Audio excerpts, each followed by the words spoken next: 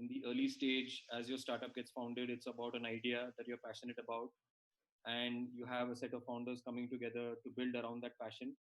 And that's when you talk about folks who want to, it could be friends and family.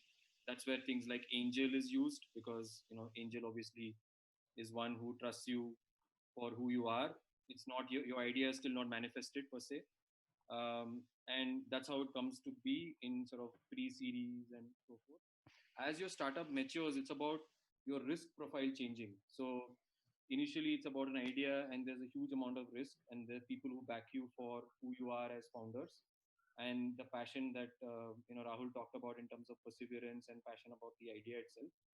And as you sort of enter spaces around Series A, it's about how you scale the idea. There is an initial MVP that you've built, and then you get your initial round of pre-Series A, and then you get Series A as you start to build out and scale out your offering, your product to the market. And then subsequent rounds like B, C, D are about actually further scaling your product, and also looking at grabbing market share. Obviously having a first mover advantage and building on that advantage as you progress through multiple series. And you know, as the product gets built out, you need significant investments depending on which area you're talking about, in each of those areas. So a lot of the funding comes through to actually bring those investments to bear for your startup. So that's how I would think about Series B, C, D, and so forth. Thanks, Krishna. I think, just a kind of, question following that. I mean, when somebody starts at seed or pre-series levels, and when you actively start talking to actually the professional investors, so what is that secret sauce you look for funding an early stage startup? Is it a great team? Is it a great product? Or is it a great business plan? What is it? And kind of any insights on that? Maybe, I mean, no, after you, I think Rahul as well can extend that same question. Sure, sure. Um, I think when you talk about secret sauce, obviously there's a lot of ingredients that go into it, so it's not that secret actually. But I would say one thing in terms of the seed round itself. I think the seed round at that point in time, and Rahul can add a lot more depth in that, is that I think it's about the idea itself, the passion you sense in the founders about persevering with that idea, and the strength of the team. It's just on that itself, seed funding generally gets played out. So it's about the idea, the founders, and the energy that they put behind it in terms of passion. That's how I would think about it, Vadi. Yep. Thanks, Krishna. Rahul, any views on it? I think, you can add a lot more in terms of, how you have done your early fundings, and the product market fit that we keep talking about. So what are those, of course, Krishna didn't give the secret sauce of his menu. I think, maybe coming from an investor, you can give some hints on what that secret sauce is. Yeah, see, again, there is no secret sauce and nobody even knows what is the sauce. Everybody figures out their own ways of investing. Uh, First of all, I just feel that, it takes multiple decades to figure out a secret sauce and whether you're a good or a bad investor, because most of the time it's actually uh, 20-30% your contribution in figuring out a good team, a good company. It's actually a lot of time external environment which defines what becomes an interesting company. Right? Nobody thought of demonetization, and that led to a lot of companies coming up. But those businesses were started like few years before demonetization happened.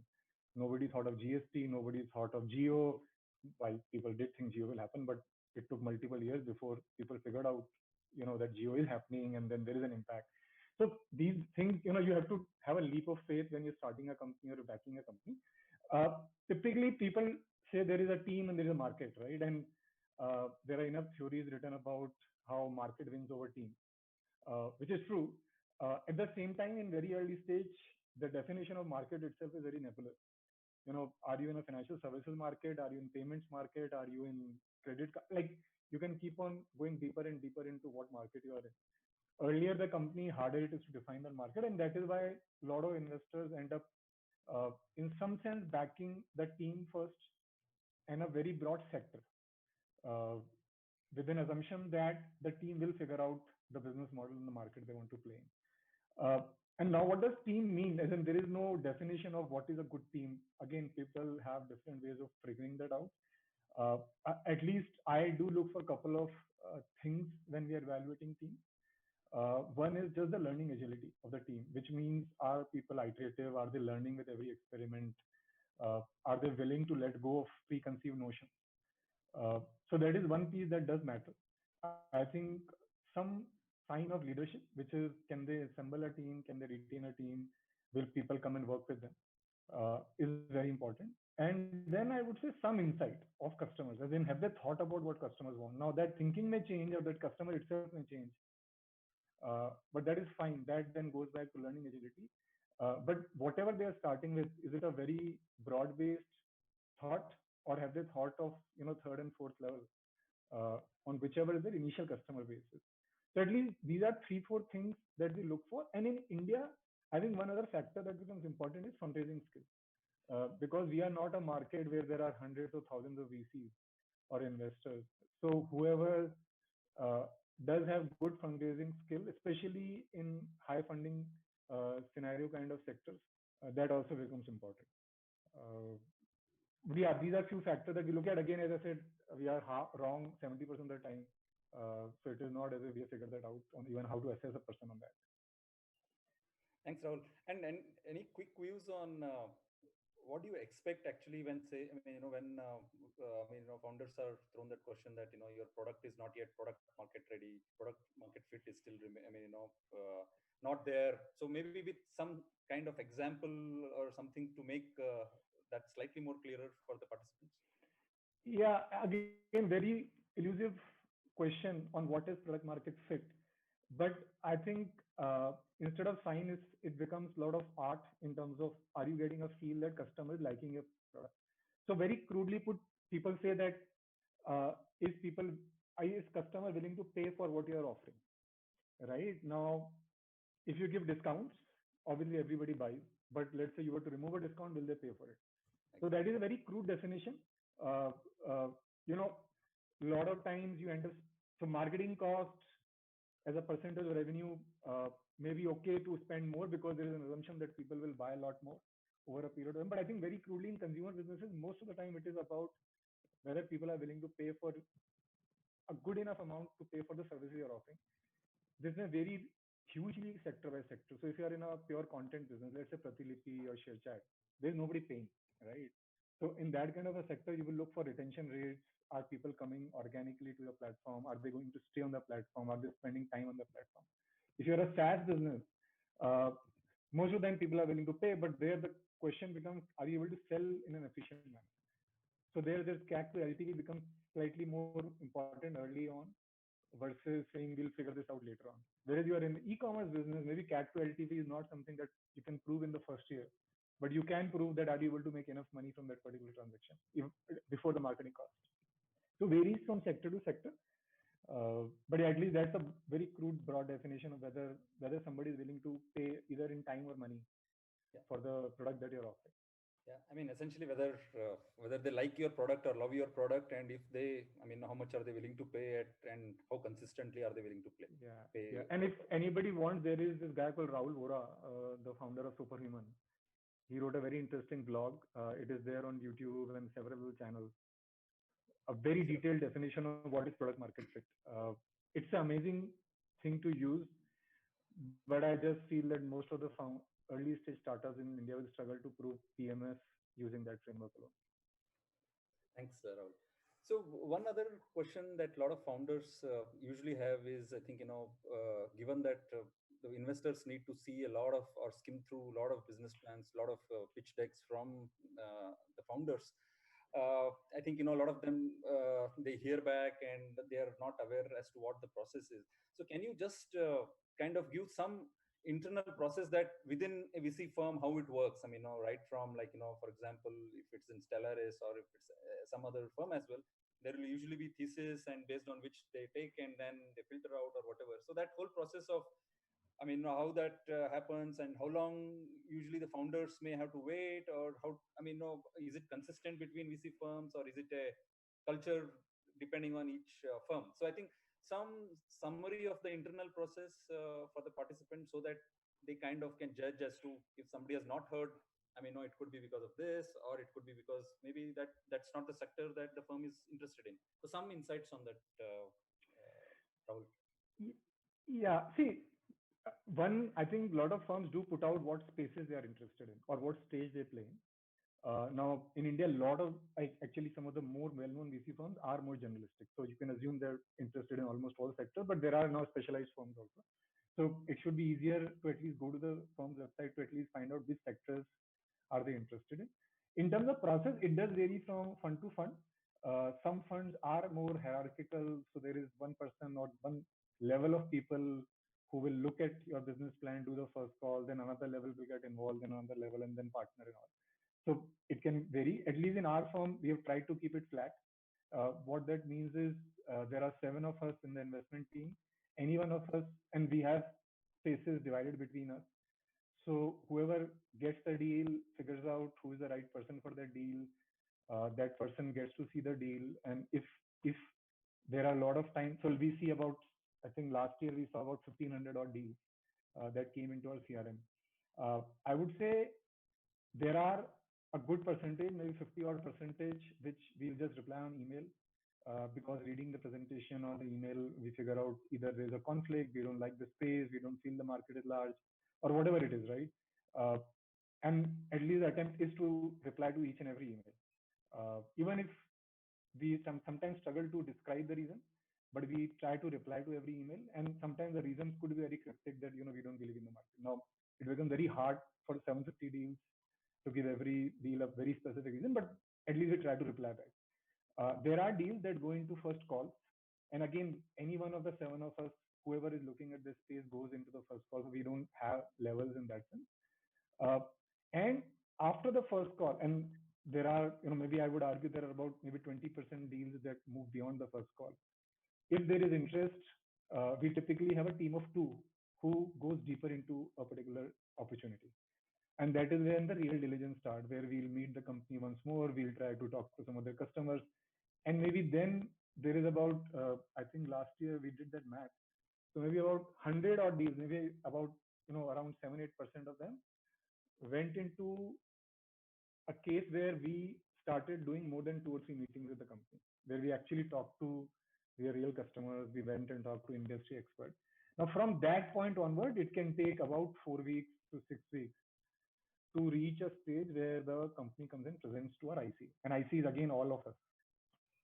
Now, in that 4 to 6 weeks, every week and that team of 2 is working on that deal. And if wherever we feel that we are not ready to move ahead, there is a reason why we would want to say no, we do try to tell the company the reason. And that is where a very detailed discussion happens on why we said no, because that is a case where we have taken a lot of time with the founder also. So at least we feel we owe it to the founders to tell them real reasons, or not real, but maybe detailed reasons of why we said so, what we like, what we did not like. In the meantime, this team of 2 is also updating everybody else every Monday. So there is an update happening to rest of the investment team on why and what have they found and what are the next set of questions they're working on. And as the IC is typically the last meeting that you will have.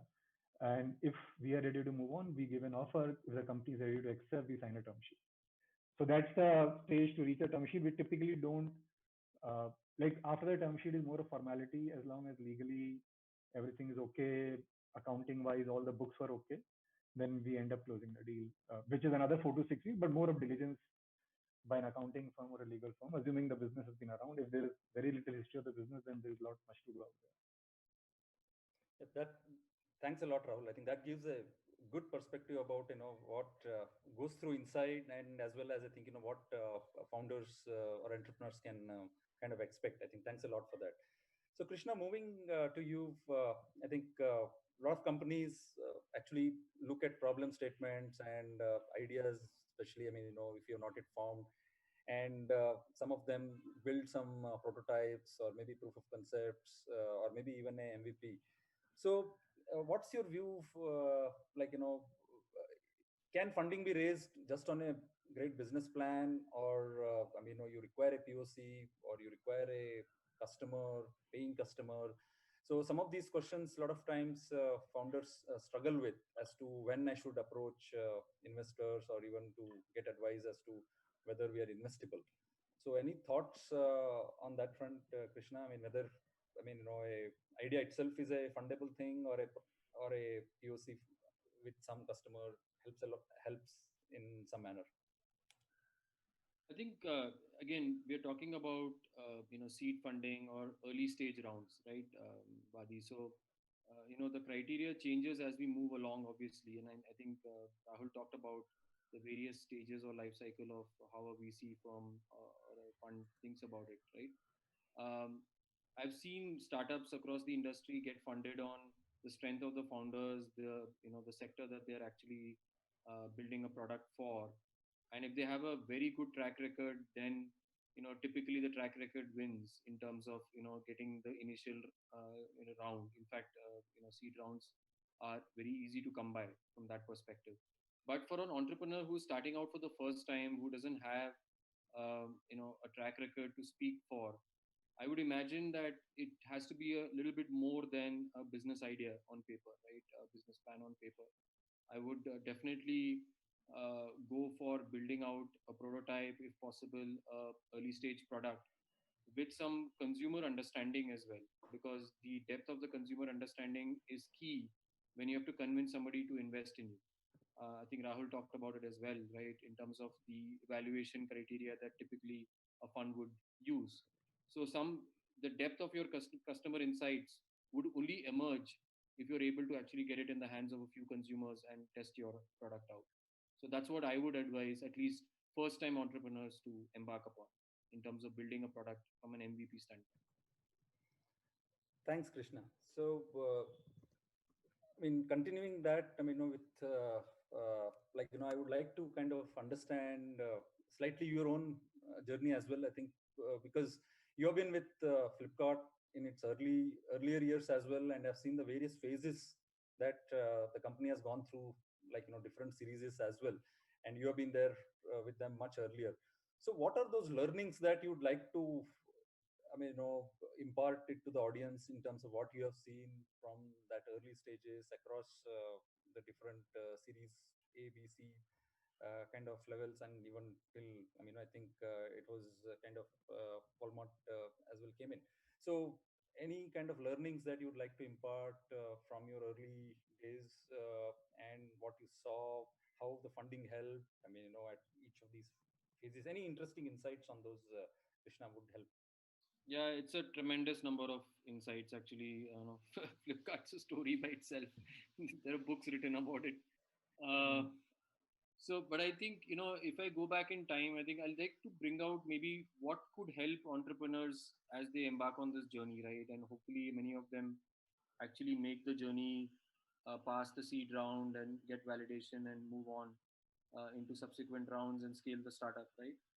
Um, I think first and foremost, the piece around, I mentioned this at the start when you asked me, Vadi, about it's not about the idea itself, but it's the passion behind the idea. I saw that actually take root in Flipkart very early, right? When, uh, you know, I would give an example or a story around it, which is not very early in Flipkart, but sort of in the early years per se, right? Which is uh, we were we were obviously building out e-commerce in specific categories, and then we realized that the customer experience was getting hampered by logistics, the state of logistics in the country, right? And here again, the passion to solve for the customer, and if the customer experience is compromised, the Flipkart founders at the time decided to build supply chain from ground up. And you have to understand this and take this in perspective. This is a set of founders who've had no prior experience in building out logistics, and logistics is a space that they didn't understand. But the passion of the for solving for the customer, given that the experience was compromised, led them to build state of the art logistics in the country. So I think that's for me a very big learning in the early years of Flipkart, that keeping that consumer at the center. And I know it sounds a bit cliched. A lot of companies, a lot of books are written on this topic about customer centricity, but that really coming through in terms of action not just words, in the set of choices you make early in a company's history, really shown through in the example that I quoted from a Flipkart standpoint. So that's really one very big learning, right? The second is, how do you assemble the right team? And that goes into probably the single most important thing, because as Rahul mentioned again, there are many points in time where the company goes through peaks and troughs. And to be able to have that learning agility in the team, to be able to constantly challenge oneself and challenge oneself's preconceived ideas, notions on how to scale a product, those get challenged numerable times, right? I'll give you another example. We launched large as a category. This is, refrigerators, washing machines, and so forth. After we had done mobiles, books and mobiles in that order, and it really miserably failed in the market, because we hadn't solved for the consumer experience about how to solve supply chain for large appliances. Period. So we had to actually roll back our launch and relaunch several years thereafter to get the customer experience right. So, do you have the team that can also accept failure, move on, challenge themselves, and unlearn and then learn? I think that's the other piece, that you have to assemble a team around you as an entrepreneur. And the third big learning, and I'll stop there after that, is how do you build the right elements of culture, right? Again, this is a very esoteric word, gets used across the board, but what defines your culture is going to hold you through turbulent times. Okay. And every company has to carve out its unique culture. You can't copy it from somewhere, and it has to really reflect the ethos of the company in the company, in terms of every action you take, everything you talk about. And in the case of Flipkart, that's also, we have a, this is not a marketing spin for Flipkart, but we have a unique culture as well. So I think these are three elements. Assemble the right team, have the right cultural principles that you operate on a day-to-day basis, and keep the customer at the center as you navigate the journey. And it's a very, very turbulent journey at times as you grow up. Krishna, thanks a lot. I think I will still continue with you. I think, and hold you there for the thought that you mentioned a couple of words there, right? Learn, unlearn. I mean, and that happens quite a lot during the whole founder's journey. I mean, as a founder, I think, it's a very lonely journey at the top. So, and a lot of times, I mean, I think we see that when you don't have that whole I mean, if you're not surrounded by learnings or some guidance, as well as, I mean, validations which are there where you can share and talk to people, I think you end up kind of either recreating something or reinventing something or doing the same mistakes. And I think that's possibly also you kind of touched upon that. So that brings me to that question of saying that, how do you kind of consider founders who have a great problem that they want to solve and they kind of are going about it, but they have not seen the whole rigor of what it takes: validation, MVP, customer, and all the whole rigors of that. And somebody who kind of takes that help from, say, an incubator, accelerator, or anything of that sort, which makes it slightly more easier. I mean, one of the things as well with the FI is to kind of nudge or get the advices. But again, this is not a spin for FI, but in general, how do you see that, because a lot of products and technologies, all these come together and we're not doing the same mistakes, and you mentioned those as well. So how do you consider what works in the favor if somebody kind of comes out of that, and how much, I mean, somebody can become more efficient when they go through that journey? Absolutely right, Vadi. So there are two aspects to this, right? And there's a lot of literature about this subject as well. I think what an incubator of any sort provides for you, right, is they've gone through several learning experiences themselves in their own journey of working with variety of startups. And when you think about a startup, there are many dimensions that come to bear, right? The team itself, and how to, Rahul talked about building a team, the ability to actually attract talent and retain talent. That's a skill that either most often than not, founders generally believe they have the skill to assemble a great team, right? But how do you go about picking the right talent? And talent is also like a product market fit, by the way. You have to attract talent at the right time, at the right place in an evolution of a company. Not all talent fits it, hand in glove all the time. So the the incubators have these experiences to share with you. So you have a menu of experiences. Thereby, you can benefit by picking off the menu. You may choose to say that, I think my unique state is different. This is what the inputs coming my way, but I can choose to ignore it and pick another choice. But you have access to these learnings, right? The second is it's a very complex cross-functional thing that takes place to build a startup. Let me just put it in perspective. It's about people, it's about technology, it's often about also about how do you actually operationalize a product, right? These are many different functional expertises that come to bear, right, on a startup.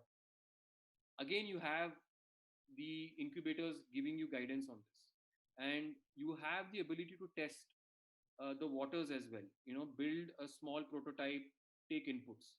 So I think that's what the environment that an incubator provides and the support systems it provides. It kind of gives you a little bit of a soft landing initially as a set of founders as you build out your idea. I think that's the biggest thing that an incubator provides. Thanks, Krishna. Thanks for those detailed insights. One question to Rahul, and then I will hold seeking inputs from Lakshmi for any questions that have come on the chat. But before that, Rahul, I think the whole pandemic has has brought us in a very interesting situation and interesting context. I mean, some of the flavors, some of the segments which were out of flavor suddenly have shot up.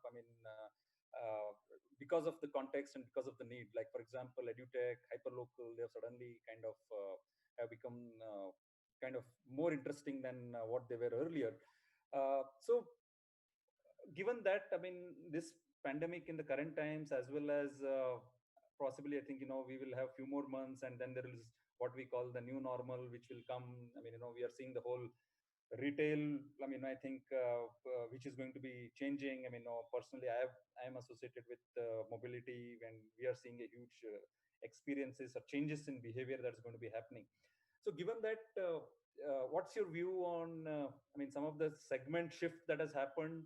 The likes of what I talked about, and what you feel if somebody, I think, if some advice for mentors and who are looking to solve problems, given a horizon of say next 6 months, 1 year, to look at problems and do some study. I think, any insights on those because of what has happened, because it's a very kind of a black swan event that has happened in the world. So any thoughts on that? And then I will kind of let Lakshmi take some questions in the chat as well. So before that, Rahul, some thoughts from you on this.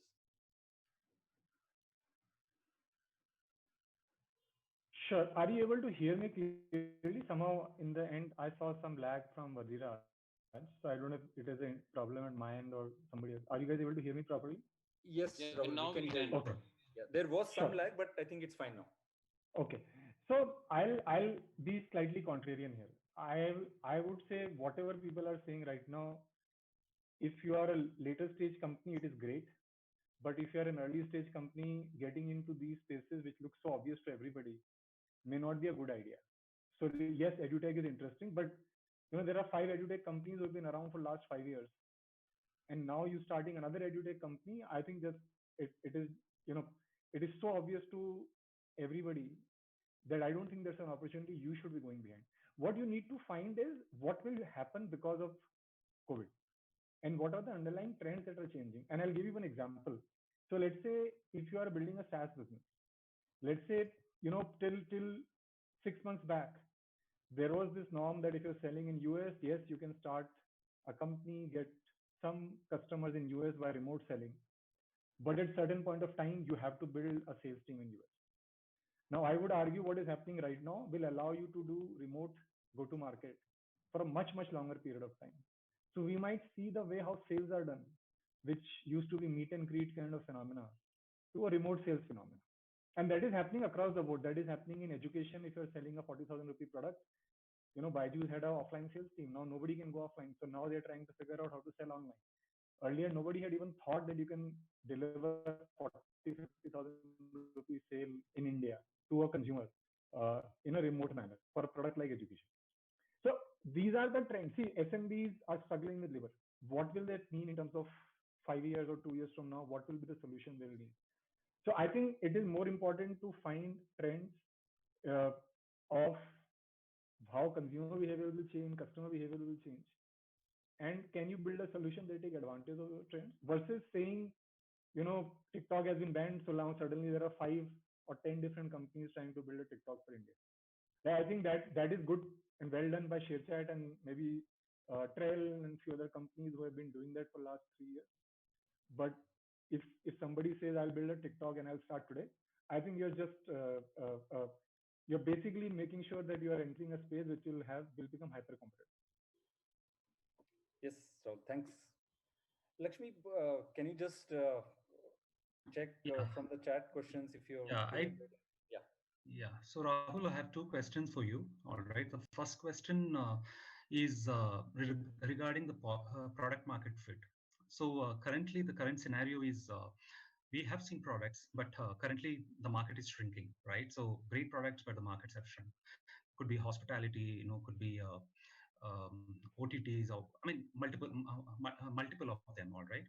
So now that there are new early stage ideas that are coming in, all right, do you see there are new models that needs to be looked into in the funding, specifically for the looking into the current market, considering that the market no longer are looking into, it was not the typical product market fix what used to be evaluated, what used to be used earlier.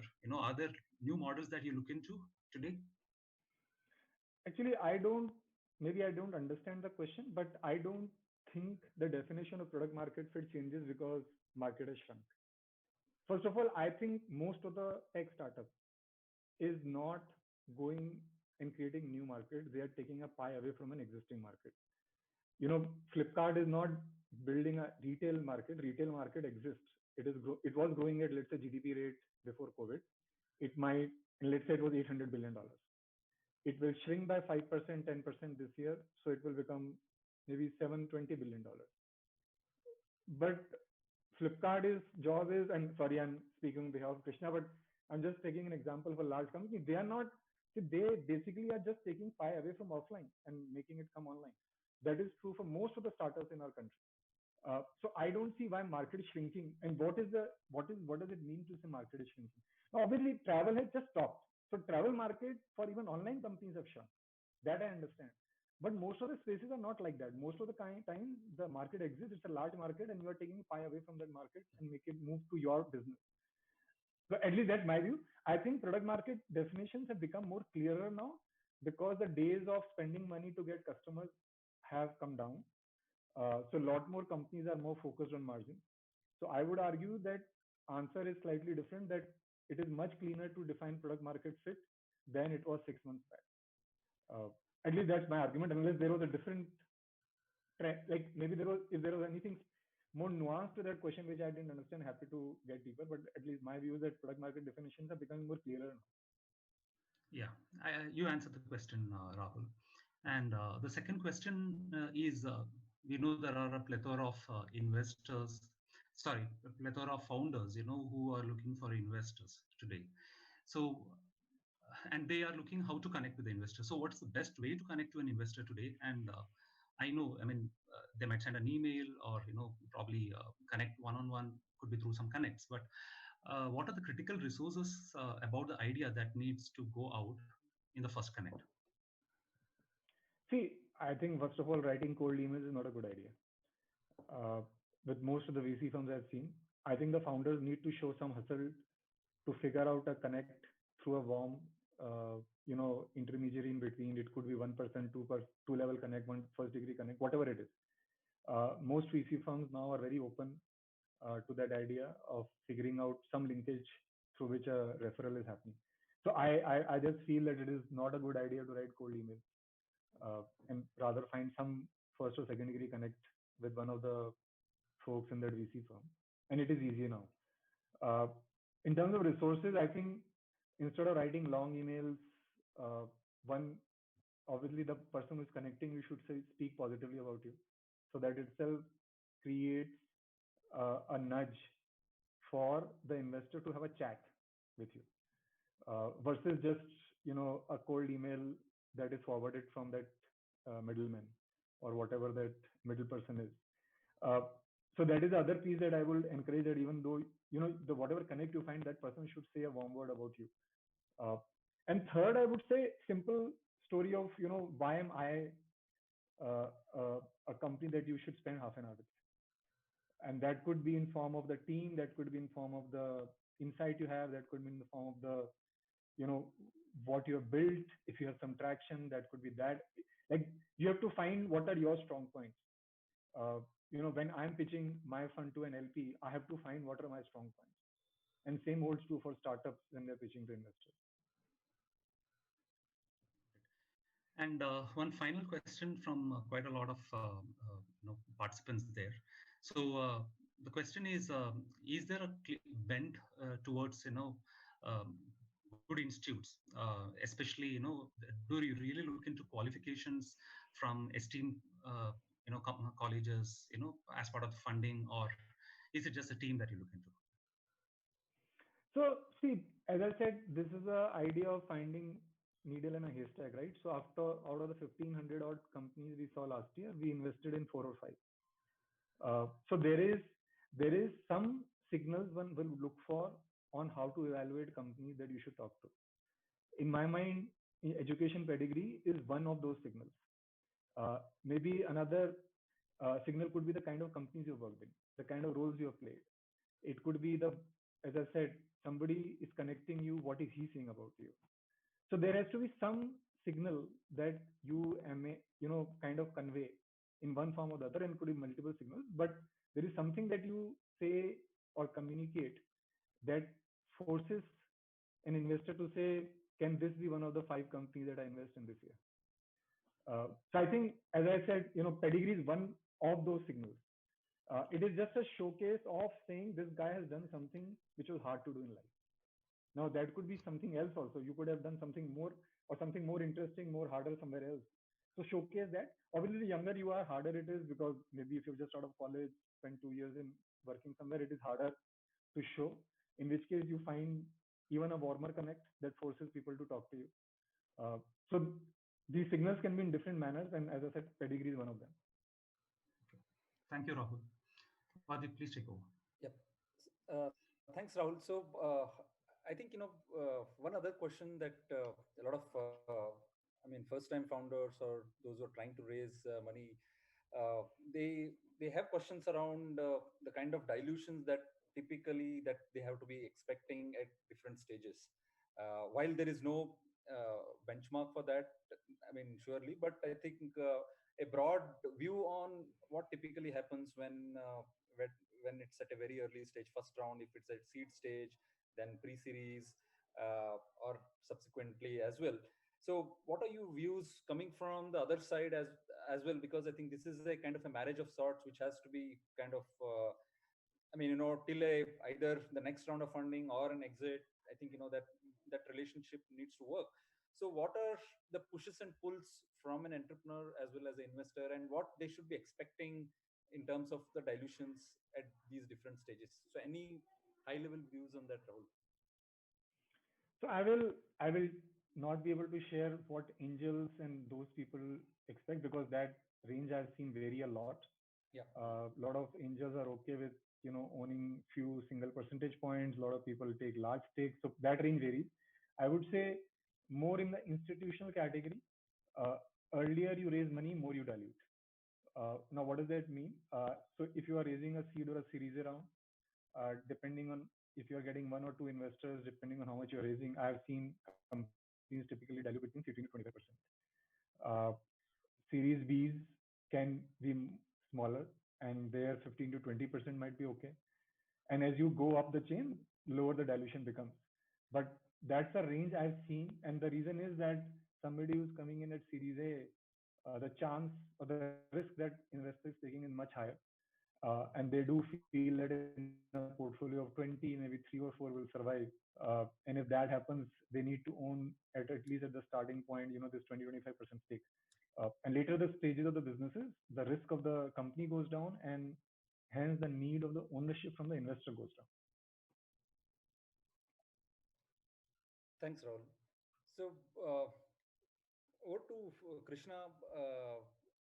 I think once people usually raise seed stage or even earlier stages. I mean, angel maybe having a slightly different context, but when there is say maybe institutional capital that comes at pre-series or even before. So, what kind of assistance do entrepreneurs can get? I mean, at these different stages. I mean, starting from early stages as we go along the further stages. What should be the expectation from the founder side as to how the whole I mean from the other side investors, how tightly they are coupled with, how tightly they are engaged with? So any views on that, so that they could be better prepared in terms of what they should be ready to expect? Yeah, that's an interesting one, Madi. So again, I think investors typically in early stage rounds, because the risk element is much higher, right? And they also have, most often than not, a passion behind the investment itself, right? That's why they actually made the investment. They believe in the idea. You'll find them very deeply engaged, right, with the founders, because they're also looking at how this evolves, and they obviously want to protect their investment. So you can expect a fair degree of involvement from typical, I would say, early stage investment founder, sorry, investments, right? But as the stage goes, I think what you can come to expect is access to networks, various networks, which you can actually pull information on, because there they do expect that you are able to run your own show. So as you scale out the startup, so in those stages, essentially, you have access to a bunch of networks. They expose you to functional expertise that they may have. For instance, often I've seen VC firms help in getting a set of very senior leadership roles, filled in, right, in the sense that they refer very senior candidates for those roles. So that's what I would come to expect in later stage. Thanks, Krishna. So one other questions that a lot of founders have interacted usually at the early stages or even when they have raised some capital as they go along is what all should they be kind of be ready when they actually prepare a pitch deck? I mean, maybe the elevator pitch is done. I mean, I think 1 minute kind of a pitch is there, which is already kind of been shared. But I think as it moves further, I think there are more details asked. So, is there kind of set of what all expectations do investors have when it comes to the pitch decks? Maybe we can take an example of pre-series kind of companies, whether you want valuations, whether you want the complete business plan, whether we want proof of customers, metrics. So, Rahul, what do you think are those typical, I mean, items that one would look for, or you would end up asking them anyways? So first of all, a big no-no to a valuation number. I think that's not at all a good idea. There is no right price, and the price gets determined by demand and supply. And just like you're selling yourself and selling the plan, this is an enterprise sale. When you sell SAP, you don't talk about pricing in the first meeting. So very similar view that don't talk about pricing at all in the deck. I think what does need to come out is the market you're playing in, the solution you're building, why it will work or why it is unique, different than others. What is the team behind it, and whatever has been proven till then. So let's say you have secured some customers, how have they done, what has been the revenue, those all are fine. One other thing I would say a big no-no is if you are doing competitive landscaping, I think it is better to be honest about spaces you are good in, but also spaces others are good in. I just find it strange when people put a competitive landscape where they are great in everything, and everybody else who has been around for last 2 years, 5 years are shown to be bad in bad light. I think that is just dishonest. Uh, so either don't do it, but if you do it, then be intellectually honest about it, uh, or just talk about why you are unique. That is also fine. You don't have to, list out 5 different features that they are good and you are bad in. But that is fine. But yeah, these are few things that at least I do look for, and somewhere there you will end up kind of highlighting the consumer insight because that will come about in the solution you're building. But yeah, that needs to come out as well. Yeah. And in fact, I think I've seen as well where I think, if there's sometimes investors do give the right inputs in terms of saying that, you are halfway there, maybe you should get some of these metrics more, go to the market, deploy these, get some more metrics, which will raise the confidence from both the sides and which is both better for both the entrepreneur as well as the investor. I think I've seen those as well. So I think that's in line with what you mentioned, Rahul. Yeah, though I would again be contrarian. I don't know what that means. That come back to me once you have done this. As in, that is such a elusive statement. You know, there is like when you go back, is there nothing guaranteed that they will give you money once you have achieved X, Yep. Y, and Z. So I would as a founder take that as input that what am I missing, uh, but don't hold those numbers to heart. That from 500,000, if I get 1 million MAU, I'll get funded. Uh, it gives you a qualitative direction of what people are looking for. If they're looking for retention numbers, they'll talk about it, uh, right? Or they're looking for MAU, they'll talk about it. So I have one question, which is possibly I think a lot of founders also struggle with a lot of investors. They talk, and sometimes some of them are successful. A lot of them also struggle to raise money. So what other investment alternatives exist? For founders or entrepreneurs apart from equity. I mean. Of course, Rahul, you come from the investment side, on the equity side, but there are a lot of interesting developments that are happening. There are these grants which are there. There's something called as iSafe, which is there, something which has been recently done. So any possible high level thoughts in terms of what are those alternatives, what an entrepreneur should look for when suppose he's not able to raise equity financing?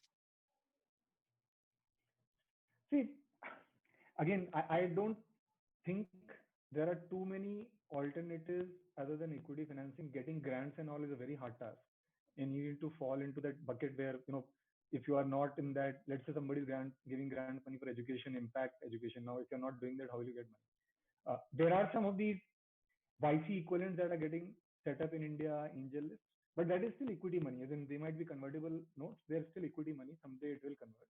And maybe they are good money to go after because you have some very high quality angels and all. But I would also urge, there are some companies that you can build on your own, like Zoho, Zerodha, you know, there's this Excel company which raised money much later in the. But these are businesses who are all tech businesses built just with self-financing. So there are those examples also. And actually, if you can do that, you'll actually create wealth only for yourself, not for anybody else. You don't need to, as in everything accrues to you. So there are those examples too. And obviously there are, businesses that can grow slow, but Zoho is not a slow growth business, it's an amazing business. Absolutely. And never taken money from anybody. It may Zerodha, take slightly longer. Zerodha is another example. I think he has not raised capital at all. I think it's already more than a unicorn. So that's, we are almost kind of hitting 7 o'clock. So any questions which are there, Lakshmi, which maybe last question, which may be there from the chat that you would like to ask, or else we can kind of go to the next kind of stage. No questions, Wadi. You can proceed. Okay, so we are on time, I think, and